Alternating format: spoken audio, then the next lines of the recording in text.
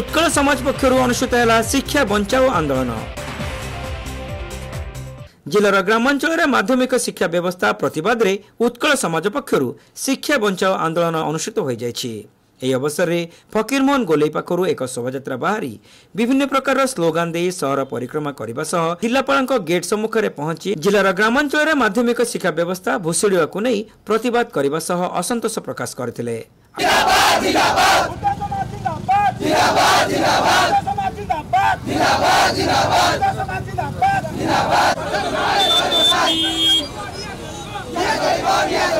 Advocate Gautam भोई पौरोहित्य आयोजित प्रतिवाद कार्यक्रम में उत्कल समाजर संपादक डाक्टर भास्कर जेना जोगदे वर्तमान स्थिति रे विद्यालय गुड़िकर श्रेणी गृहर अभाव नहीं, स्मार्ट क्लास चली।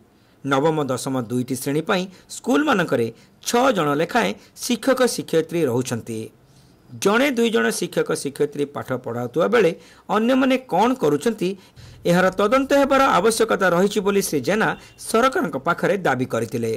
शिक्षक शिक्षयित्री दरमा तो कम नुहे किंतु भल छात्र गठन करने सेमाने विमुख कौन पाई बोली डॉक्टर श्री जेना सरकार को प्रश्न करथिले। तृणमूल स्तर में क्रीड़ा को प्रोत्साहन पाई सरकार उद्यम करुथिले हैं। खेल पड़ियार अवस्था न कहबा भल।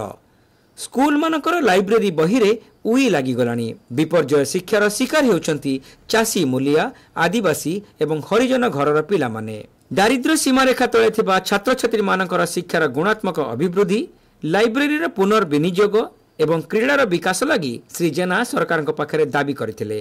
नचेत आगामी दिन में आंदोलन को आहुरी तीव्रतर कराजिबो बोली डॉक्टर जेना चेतावनी देइथिले। ए जो आज प्रतिवाद होछि ए प्रतिवादटा आज नुहे विगत वर्ष धरी आमे जो माध्यमिक शिक्षा व्यवस्था ग्रामांचल रे बालेश्वर जिलार ग्रामांचल रे माध्यमिक शिक्षा संपूर्ण भाव में विपर्यस्त। 5T रे नुआ बिल्डिंग होइछि, टीचिंग स्टाफ भर्ती होइछंती किंतु पाठ पढ़ा हो नाही। जो माने आमे सर्वे करी देखिलु जे 100टी स्कूल भोगराई रु सिमुलिया पर्यंत जे छात्र छात्री माने गोटे पाराग्राफ इंग्राजी पढ़ी पारिबेनी, ओडिया पढ़ी पारिबेनी किंबा जे लेखि भी पारिबेनी। यही संपर्क में वर्षे तले आम जिलापाल को आउ डीओ को भेटिलु, स्मारक पत्र प्रदान करूँ। से माने कौनसी पदक्षेप नेले नहीं। आमर 3टी दाबी। प्रथम दाबी है जे शिक्षार माने सुधार करा जाऊ।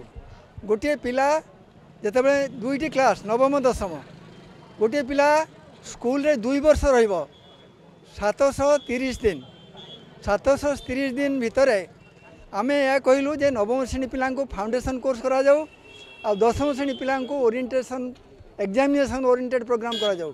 किंतु सेमाने किसी सुनले नहीं। डीओ को बारंबार भेटिया पर डीओ को आम सब ठीक ठाक चलती। तेणु आमर 3टी दाबी शिक्षार गौणात्मक अभिवृद्धि, ग्रामांचल विशेष क्षतिग्रस्त होती जो मैंने निम्न वर्गर आदिवासी हरिजन श्रमिक चाषी यही घर पिला माने सेमाने पाठ पढ़ार वंचित होती। द्वितीय कथा है जे लाइब्रेरी जो बही रही भर्ती होगी सब कीट लगिले, लाइब्रेरी बही दि जाऊनी।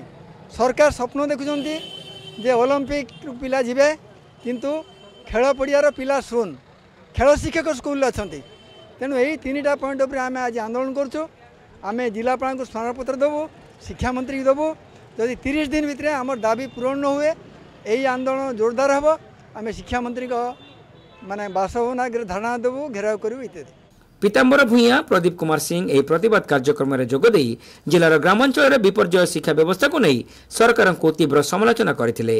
एही अवसर में शिक्षा मंत्री उद्देश्य जिलापाल को एक स्मारक पत्र प्रदान करा जायतिला।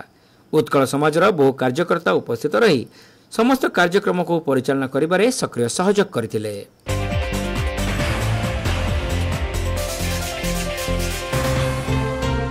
Saint John college of nursing and paramedicals रे एडमिशन चली। बैचलर ऑफ फिजियोथेरापी बा बीपीडी कोर्स पई जोगाजोग करंतु। Saint John college of nursing and paramedicals mission compound Baleshwar.